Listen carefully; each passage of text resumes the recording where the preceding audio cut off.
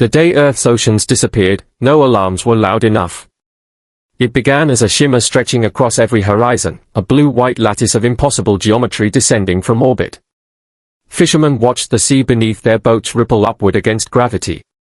Entire coastlines recoiled as trillions of tons of water rose into the sky in silent columns. Satellites recorded the Atlantic, Pacific, Indian, Arctic, and Southern Oceans peeling away from the planet as though some invisible hand had uncorked the world itself. Within 6 hours, 97% of Earth's surface water had vanished.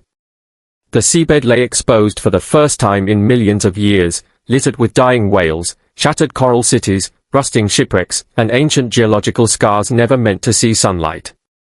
Around the globe, storms ceased. Rain stopped. Rivers slowed to muddy threads. Humanity watched in horror as an alien fleet larger than the moon ignited enormous engines fueled by the stolen water. Their translation echoed across every remaining communication system on Earth. Your oceans possess isotopes essential for hypermatter refinement. They have been requisitioned under Galactic Resource Accord 8812. Compensation is unnecessary. Primitive civilizations possess no legal claim over undeveloped worlds. The transmission lasted only 43 seconds. Then the fleet vanished into faster-than-light space. No invasion followed. No occupation. No negotiations. To the galaxy, Earth had simply been harvested. Within weeks, billions faced starvation. Crops failed beneath altered climates. Coastal economies collapsed overnight. Nations fought over shrinking freshwater reserves while scientists desperately searched for solutions that did not exist. Humanity stood at the edge of extinction, not because aliens wanted to destroy them, but because they simply did not care whether humans survived. History would later remember this period as the dry years. Yet history would also remember one sentence spoken during the emergency summit beneath the Alps. "We are not going to wait for justice," said Admiral Elena Reyes, staring at leaders who had forgotten how to hope. "We're going to build it." Many dismissed her words as grief masquerading as courage. They would regret underestimating humanity. The first decade after the theft belonged to engineers rather than soldiers.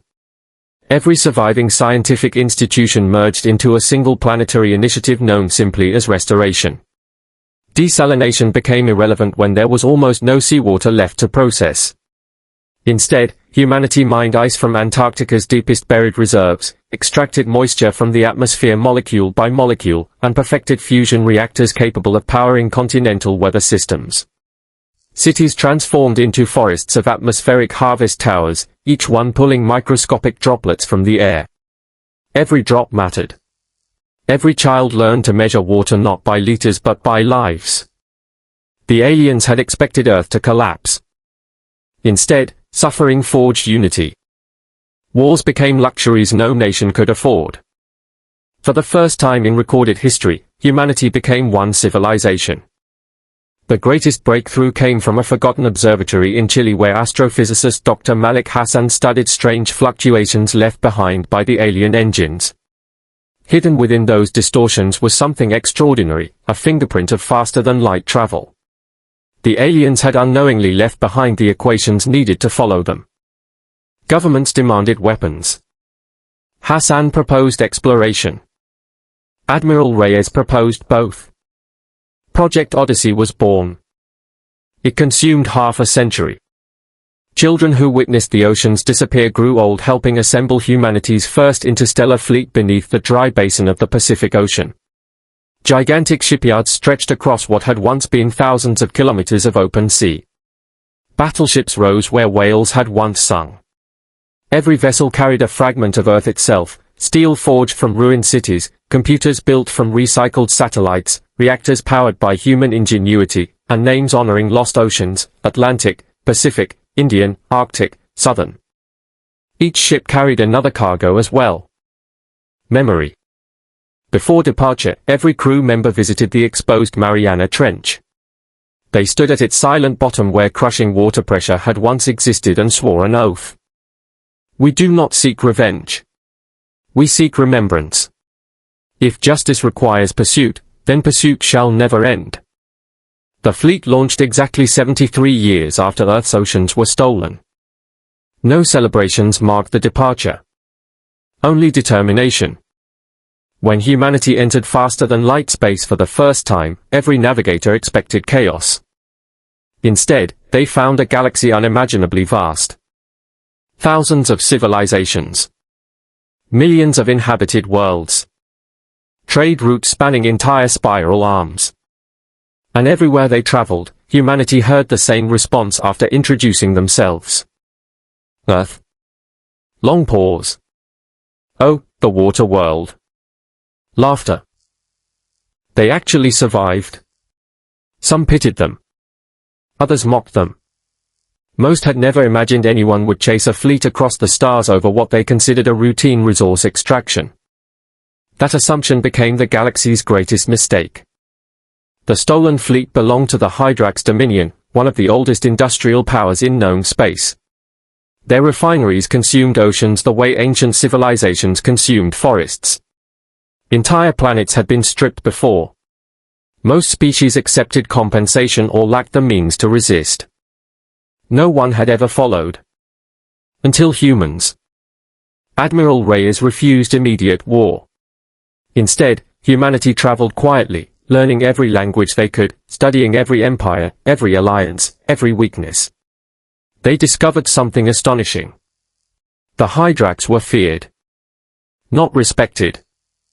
Every civilization hated them. No civilization believed they could be challenged. Human diplomats listened more than they spoke. Merchants exchanged technologies. Scientists shared discoveries freely. Doctors cured diseases without demanding payment. Engineers repaired failing stations abandoned by richer governments. Wherever humans arrived, they left places better than they found them. It confused the galaxy. Why help strangers? One ambassador asked. A human medic smiled. Because someday will be strangers who need help. The answer spread faster than any military victory. Without realizing it, humanity was building something more powerful than fleets. Friends. Years later, when the first human scout finally located the Hydrax ocean refineries orbiting a blue giant star, the discovery revealed a horrifying truth. Earth's oceans were gone. Consumed. Converted into hypermatter fuel decades earlier. Nothing remained except archived molecular records identifying their origin. Silence filled the bridge of the exploration vessel. Some cried. Others stared at the stars. Admiral Reyes closed the report without a word. An officer finally whispered, "Then what do we do now?" The admiral looked toward the endless void where the Hydrax homeworld waited. They didn't steal our oceans. The crew looked at her, confused. They stole the future they thought belonged only to them. She stood. Signal every human vessel. Hundreds of ships acknowledged. Then thousands. Across dozens of allied civilizations, encrypted relays awakened fleets that had spent decades preparing for a single command. The message contained only 5 words. The hunt begins today. The message spread across interstellar space faster than any weapon ever built. It crossed trade lanes, scientific relays, diplomatic channels, and forgotten listening posts hidden inside ancient nebulae. 5 simple words reached every human colony, every exploration vessel, every covert reconnaissance ship, and every allied government that had quietly pledged support over the previous 40 years. The hunt begins today. But the hunt did not begin with missiles. It began with silence. The Hydrax Dominion expected revenge to arrive in the form every young civilization always chose, an emotional charge with hastily assembled fleets. Their border defenses were designed to crush such uprisings within hours. Massive orbital cannons ringed every core system. Automated dreadnoughts patrolled hyperspace corridors. Planetary shields could withstand the combined bombardment of several civilizations. Their admirals laughed when intelligence reported that humans had finally located the Dominion. "Let them come," Grand Marshal Korvac declared before the Imperial Council. "Their oceans already burn inside our reactors." The council chamber erupted with amusement. No one noticed the human merchant ship quietly docking at one of their commercial stations. Inside its cargo bays were not bombs, spies, or assassins. Only engineers. For decades humanity had learned that every civilization depended upon the same invisible infrastructure: navigation beacons, repair stations, medical networks, cargo logistics, and communication relays. Humans had earned trust by repairing systems others ignored. Entire sectors relied upon human maintenance crews because they worked faster, charged less, and never abandoned difficult jobs. Now, on the same day the hunt officially began, every human technician simply walked away. Across 6,000 star systems, maintenance contracts ended simultaneously. Within hours navigation errors multiplied. Freighters collided after outdated beacon calibrations drifted out of alignment. Orbital elevators shut down because no one understood the software humans had quietly upgraded years earlier. Hospital life support arrays began reporting faults nobody else could diagnose. Trade slowed. Insurance companies panicked. Governments demanded explanations. Human ambassadors delivered the same polite response everywhere. Human assistance has been temporarily suspended due to an unresolved legal dispute concerning the theft of an inhabited world's oceans. For the first time in centuries, the galaxy realized how much it depended on a civilization it had barely noticed. The Hydrax dismissed it as an inconvenience. Then their fuel deliveries stopped. Not because humans attacked the convoys. Because nobody wanted to escort them anymore. Merchant guilds remembered how humans had saved stranded crews. Independent captains remembered free repairs. Scientists remembered shared research. Doctors remembered human volunteers during plague outbreaks. One shipping consortium announced publicly, "We will not transport resources for governments that classify inhabited planets as disposable." Another followed. Then another. Within 2 months, nearly a third of civilian commerce refused Hydrax contracts. The Dominion responded with threats. Threats only accelerated the boycott. Admiral Elena Reyes had predicted exactly this. "You don't defeat an empire by breaking its walls," she had told her officers years earlier. "You convince everyone outside the walls they no longer need it." Meanwhile, humanity's intelligence division executed Phase 2. Instead of infiltrating military headquarters, they infiltrated archives. Every document relating to Resource Accord 8812 was copied. Every environmental survey. Every harvesting license. Every casualty projection. Every internal communication. Among billions of files, one discovery changed everything. Earth had never been legally classified as an uninhabited resource world. Hydrax survey teams had documented over 11 billion intelligent inhabitants before authorizing extraction. A junior legal officer had even warned the Imperial Council. Harvesting this planet violates galactic preservation law. The warning had been deleted. Its author disappeared 3 days later. The official records were altered.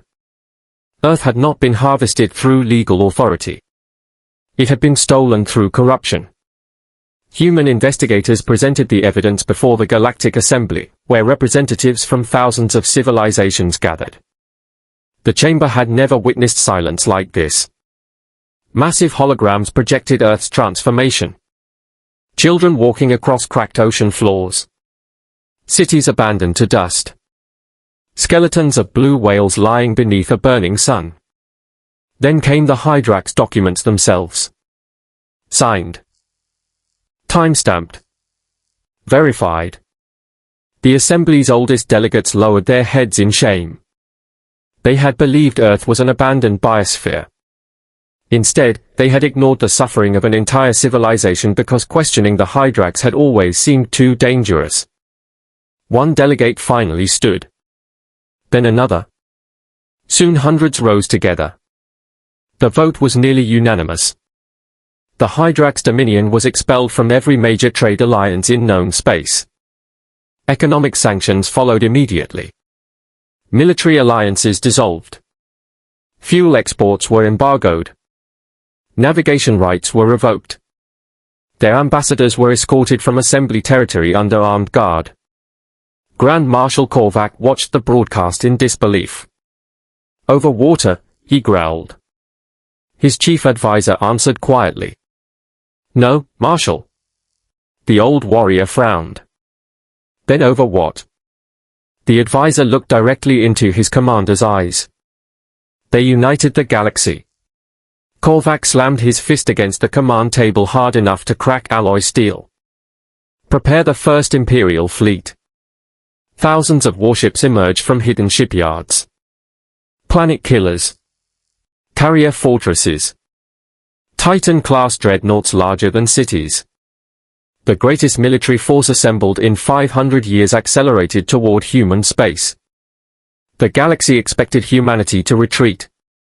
Instead, every human fleet moved forward. But they did not travel alone. When sensors counted the approaching armada, human officers smiled.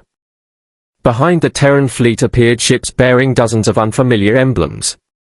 The silver wings of the Illyrian Republic. The crystalline cruisers of the Voss Collective. The black and gold guardians of the Khepri clans. Merchant defense flotillas. Independent rescue organizations. Scientific expeditions converted into hospital ships. Even former Hydrax client states arrived with destroyers flying newly painted flags. One by one, more hyperspace portals opened. 100 fleets. 200. 500. Over 3,000 allied vessels assembled beside humanity. No treaties had required them to come. No payments had been offered. They came because humans had spent decades helping others when there was nothing to gain. An alien captain stared across the impossible coalition and whispered to his bridge crew. "They didn't build an empire." Another officer completed the sentence. "They built a family." As the combined armada advanced toward the Hydrax frontier, Admiral Reyes looked across the sea of friendly ships stretching farther than sensors could measure. She remembered the empty seabeds of Earth. The silence after the oceans disappeared. The years when hope itself seemed impossible. Now the stars were filled with allies.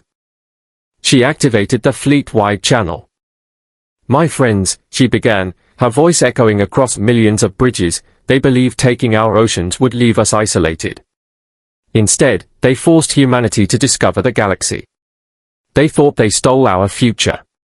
Today, they will learn they created it." Ahead, the immense Hydrax battle line emerged from hyperspace, weapons charging, shields blazing like artificial suns. For a long moment, both armadas hung motionless in the darkness. The largest battle in galactic history was only seconds away. And then something happened that no military simulation had ever predicted. The first Hydrax battleship lowered its weapons.